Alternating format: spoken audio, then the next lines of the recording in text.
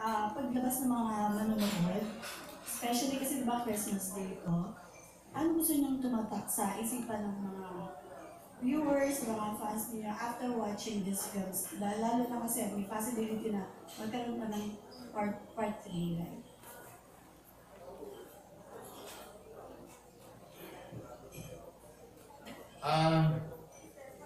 We hirap na hirap ng tanong Ang final question, ang hirap, no? Oo. No,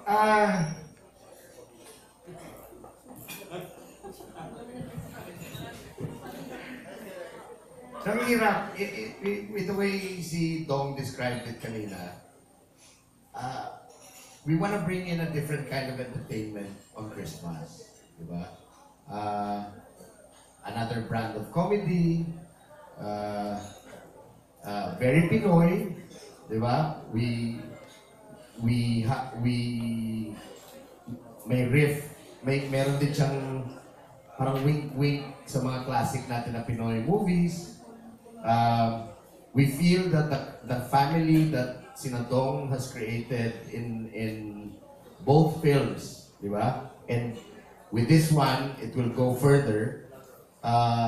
Pretty much feels like a modern John and Marcia. Yung ganun yung sensibility, no? Modern family story, no?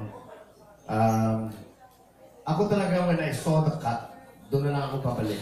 When I saw the final cut and we said, happy na kami, si Dom also saw it, and then, sabay-sabay kami nanood. Ako talaga, Pinoy crazy fan talaga. Alam mo yan, na may malakas na kwento, ha? Hindi siya yung parang pumasok ka doon, joke after joke after joke, hindi. But you really have a story to follow.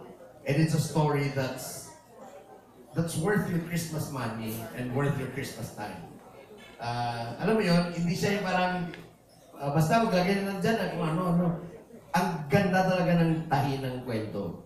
And that's one thing we're really proud of. Kasi it's not enough na may kwento ka, but to mix it up with enough entertainment, mahirap eh.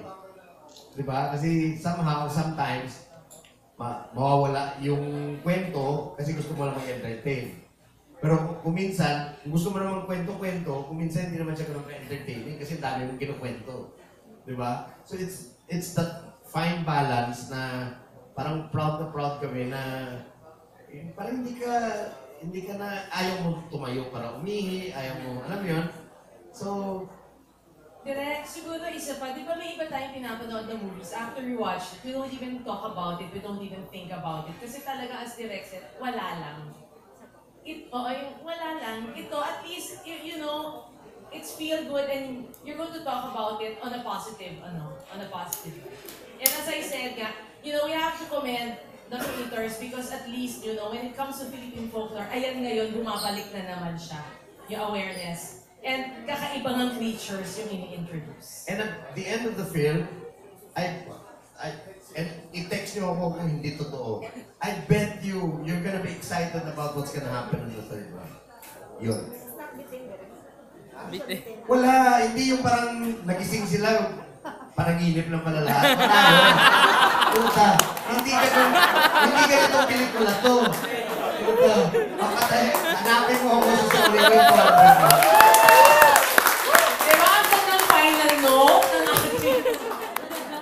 So with that, we thank each and every one of you for joining us this evening, and we hope you really support. Help us spread the word about us. Yes? Yes!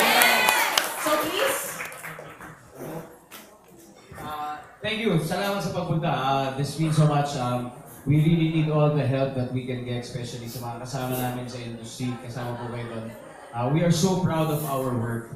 Sabi ko nga isa sa mga gusto kong ma-achieve at makuha pagkatapos ng tao na napanood ito sa pelikula is that they will be proud na maging Pinoy na sinasabi nila na, hey, I'm proud of this Filipino film. Kahit sabihin man natin na dito sa larangan ng action, adventure, horror, comedy. So yun po, please help us spread the word. I'm so proud to be part of this cast. Sobrang gagaling po ng mga kasamahan namin dito. At syempre, hindi naman magiging posible yun kung wala ang direksyon ng aming napakahusay na direktor na sila. Don Eric Mati.